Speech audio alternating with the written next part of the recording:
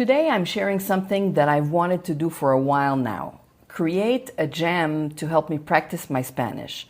But first, I had to make sure that AI was actually teaching me the right things by imposing boundaries. And for that, you need a system. Hi, I'm Chantal, and welcome to AI for 50+, born before Wi-Fi, owning AI. When I planned this video, I wanted to do a battle of the AI tutors, a ChatGPT, custom GPT versus a Gemini Gem. But I had to change my plan, and I'll explain why a bit later in this video. Today, I'll share the exact process I followed to get a fact-based Spanish tutor, the same method that works for any topic where accuracy matters. We'll be using ChatGPT first for the blueprint and for the prompts. Second step is with Perplexity for curated sources and NotebookLM in step 3 for the knowledge base. Then we'll create our GPT and our gem, and finally, you have to test the heck out of them. Let's go to my computer. Step 1 is the blueprint and the prompts with ChatGPT.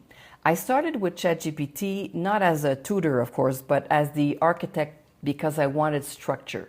And the first thing that I determined was what were my non-negotiables for the GPT and for the gem. You have the document here, and that document and the prompts are actually linked into the description below. First was the scope, and what was important for me, what it has to be around conversation, because I understand Spanish, I can read it, but is speaking that I really want to practice, and I want it at my level, at B1, B2, so that was really crucial. The second one, of course, is Mexican Spanish. I live in Mexico, I don't want Latin American, or I don't want from Spain, so that was really, really important. I'm going to show you briefly the other parts of the non-negotiables, but as I mentioned, you have it, so you don't need to take plenty of notes here. So the scope, dialect and politeness defaults, coaching intensity, corrections during live conversation, and how to do it here. The end of turn cleanup format, so at the end of the lesson, what do I have to correct, what do I have to practice? Pronunciation, of course, is really important. Local usage is crucial, and knowledge only through rule, which means don't go outside of the scope of the documents that I attach to the GPT or to that gem. I don't want them to start going elsewhere. It's important because I didn't want hallucination. I didn't want them to invent things. So that was really, really crucial. And then I worked with ChatGPT on the prompts for Perplexity in step 2 and for NotebookLM in step 3. And I'll just show you the categories because that's really important. I have 5 categories that I wanted some sources that I could actually dump into NotebookLM. The first one, of course, was the standard for my level, so B1, B2. That was the first one. The second one is core grammar rules. Really important. The third one here was common errors, usage doubts, so that's here. The fourth one was pronunciation, of course, because it's conversation.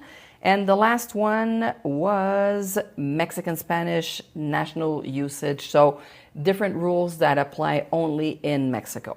So those were really the 5 categories, and you'll see that I have 5 prompts for Perplexity, and I have also 5 for NotebookLM. Step 2, the sources in Perplexity. And here we are in Perplexity, and this is the part that took a lot of trial and error. At first, my prompts were too vague. I kept getting book listings, pretty websites, and sources that NotebookLM couldn't use, sometimes even paywalls. So I had to tighten the prompts, and I asked for well-known and well-respected institutions, full PDFs, and full text sources. So this is an example of one of these prompts in category 3, which are the common errors and doubts here. And the structure for all of the categories are the same. I'm in category 3 here. Phase 1 was the general usage doubts. What are the most frequent errors that you would see? Phase 2 is applying it to my level, B1, B2. Phase 3, high impact usage topics, so the ones that are frequent as well. Then phase 4, source format guidance, and this is what I said, prefer PDFs only. If they don't offer a PDF, use the official static page instead, and so on. So that was really important. Quality constraints was important. Output format, I wanted maximum 3 to 5 sources, and the URL formatting rules, because I didn't want to have to erase some of the parts or remove bullets, or I wanted something that I could simply copy and paste. So this was what we did for Perplexity, and I did that for each of the categories. Now let's go to NotebookLM. Step 3 is the knowledge base with NotebookLM, and this is the hero of the whole process. I didn't have to try the prompts or refine them. It worked magically. So NotebookLM is where I store the sources. You'll notice that I have 30, and my limit with Perplexity was 3 to 5, and I actually had 5 sources per categories, so 5 categories, 25 sources. I end up with 30 because what I asked NotebookLM is to take each category, look at the 5 sources for each of the category, and prepare a summary report for that specific category. Because here's the problem. For a gem, I just had to attach the notebook and I was great. But for a GPT, you can't attach a NotebookLM notebook. And I didn't want to attach the 25 sources from Perplexity.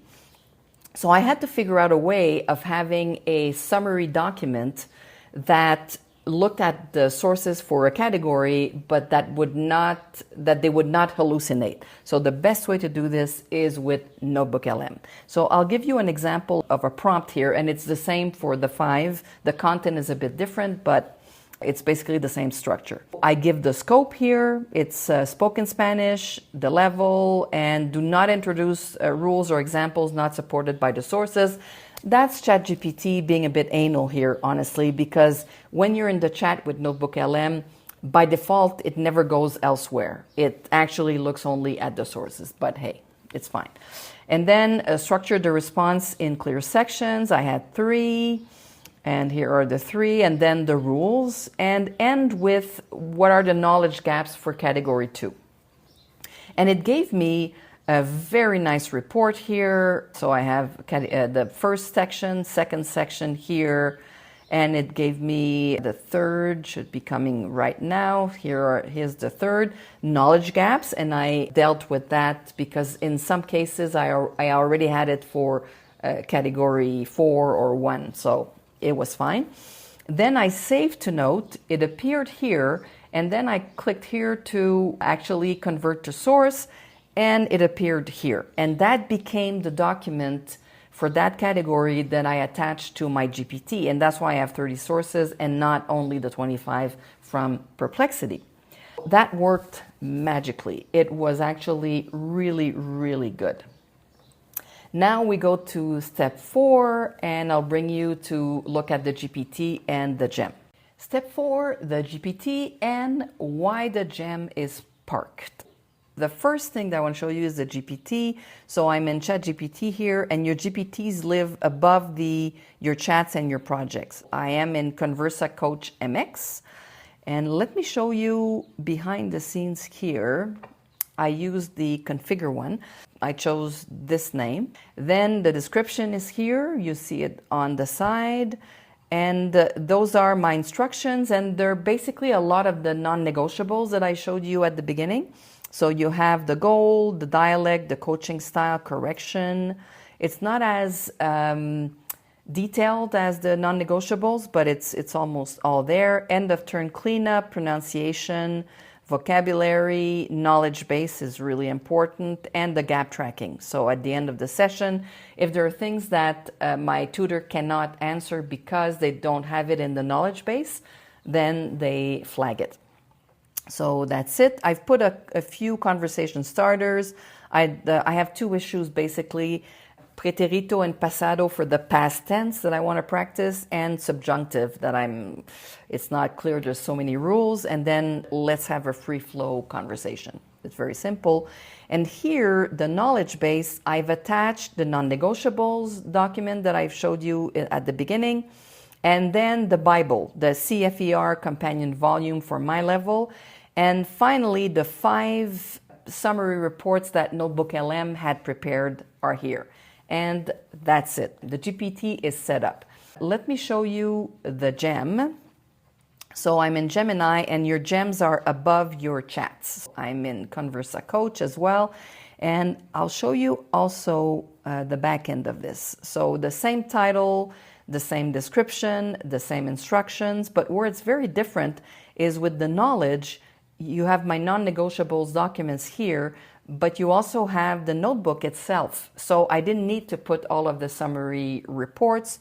I might want to at some point, but I thought it was a bit redundant, really. And why it's parked, I'm going to show you. I should not have gotten out of it.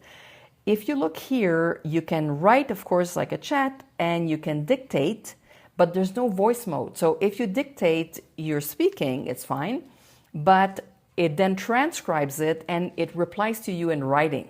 And I want a conversation.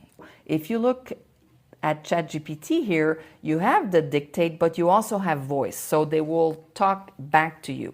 For now, when the gems allow or gives us the voice mode for the gems, then I think they have the advantage, because you just have to attach a notebook and everything is done. But for now, GPT wins. And finally, step 5 is testing. And for the testing, I'll focus, I haven't done much of it yet, but I'll focus on a few things. Does it set my level? Does it correct without taking over? Does it refuse questions that are out of the knowledge base scope? And that's really, really important. So I'll be testing that. This is just the setup here, but I want you to listen to how it sounds. So I'll start now. Here goes. Hola, coach. Quiero demostrar una lección para un video. ¿Es posible darme una regla por el pretérito y el pasado, por favor? Basándome en el material, aquí va una regla clara. Usa el pretérito indefinido para acciones pasadas en un momento preciso o que ya se completaron. Por ejemplo, ayer fui al mercado. Usa el imperfecto para descripciones, hábitos o acciones en progreso. En el pasado, como en niño, iba al mercado todos los días. Esto te ayudará a sonar más preciso. Muchas gracias. So there you have it. I tried to change the language because I would have liked to have a sexy masculine voice, but I wasn't able to. If some of you know how to do this, it would be great if you could let me know. For now, it works really well, and I'm going to continue testing it.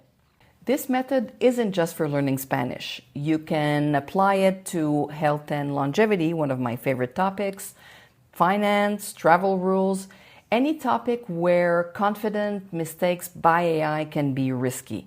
Same process and structure, different sources. The key takeaway is don't rely on AI's judgment or memory. Rely on your system. Set it up once, and then you have outputs that you can actually rely on. If you like this video, you'll love these. Thank you for watching, and see you in the next one.